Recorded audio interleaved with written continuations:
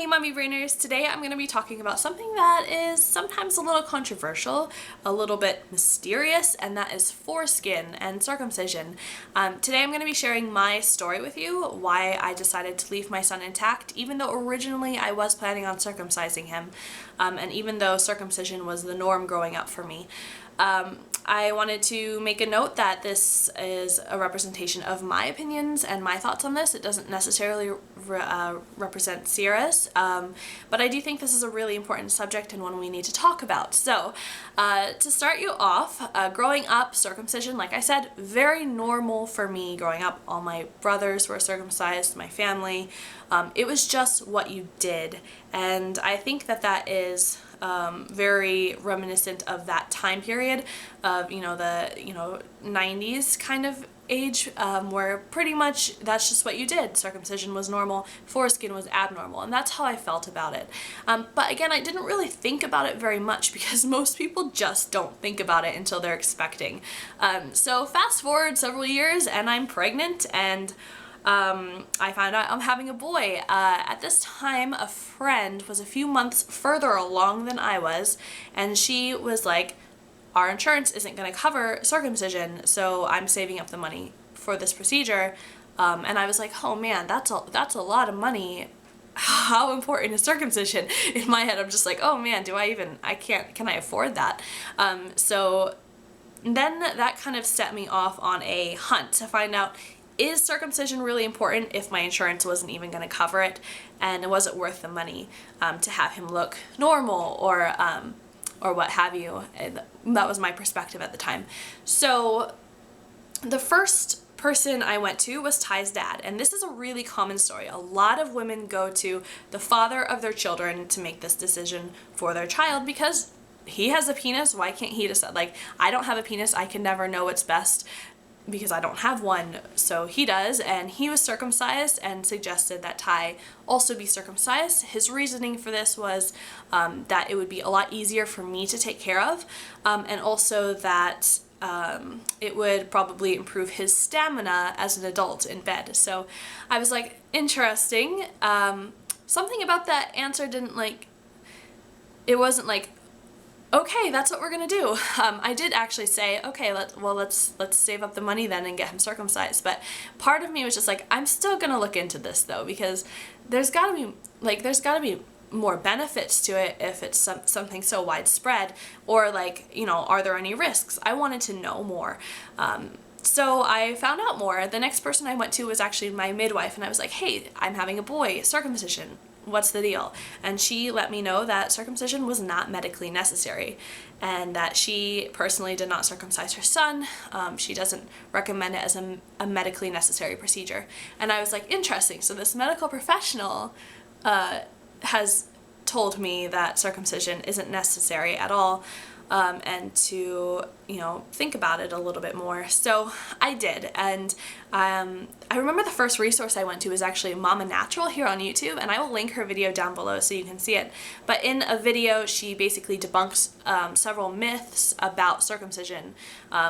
In that video, she talked about the cleanliness and the relation to UTIs, and also about healing processes and all those things that I was worried about because it had been mentioned to me from Ty's father. And I was feeling pretty torn at that point. I was not decided, but I started realizing that maybe, medically speaking, this wasn't something that was as big of a deal as I was led to believe. So from there, I remember I found a forum of men, both circumcised and uncircumcised, or uncircumcised is also called intact. So the intact men and the circumcised men were talking about their experiences with how their penises were left. And I found very interesting that the circumcised men ranged from pretty much apathetic, didn't really care one way or another, to mildly curious about what it would have been like to have their foreskin, to angry, and I'm talking like traumatized. And that caught my attention when I noticed that there were guys who had been cut as infants who were very, very upset that they were cut as infants. And that worried me, because I could only think, like, I don't, whatever I decide for my child, I don't want my child to be upset with me for my decision. And circumcision is not something you can go back on. So that caught my attention. The other part of that forum that caught my attention was the intact guys were generally very, very, maybe not defensive, but very protective of foreskin and very adamant that foreskin is biologically normal and healthy and an amazing part of the body. So that was probably the first time that I saw this in a different light. Instead of looking at it from a medical necessity sort of point of view, I started looking at it as, is it moral? And that was the first time I viewed it that way. And so it just changed the whole way I was looking at this question I was facing. And the more I thought about it, the more I was like, do I, as a parent, have the right to decide what happens to my son's genitals?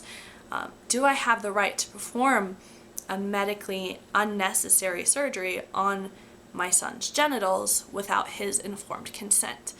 And when you think about it like that, it changes for you a little bit. It's like, oh, maybe I don't.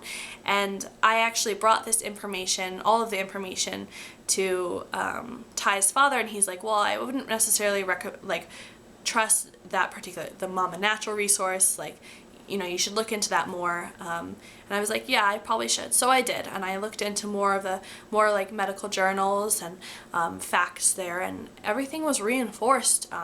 There's really no heightened risk of UTIs that isn't, for instance, like if this is like circumcised men UTI rates and this is intact men UTI rates, this is like female UTI rates. Like it's just blown out of the water when you compare it to female genitals, and just all the medical arguments for circumcision really fall flat. So I just kept coming back to that, is it ethical question? And I went back to Ty's father and I was like, here's the thing, like, I think this is a moral dilemma. And he stopped and I could hear him thinking. We were on the phone and I could hear him thinking, and he was like, yeah, there is that. And that is the deciding moment for me. I was like, you know what? This is a moral issue. This is not a medical issue, and my son deserves to have his whole body. And should one day he decide to be circumcised, that's fine, and I'll totally support him. But in the meantime, I do not need to be making decisions, permanent decisions about his genitals or his sex life for him.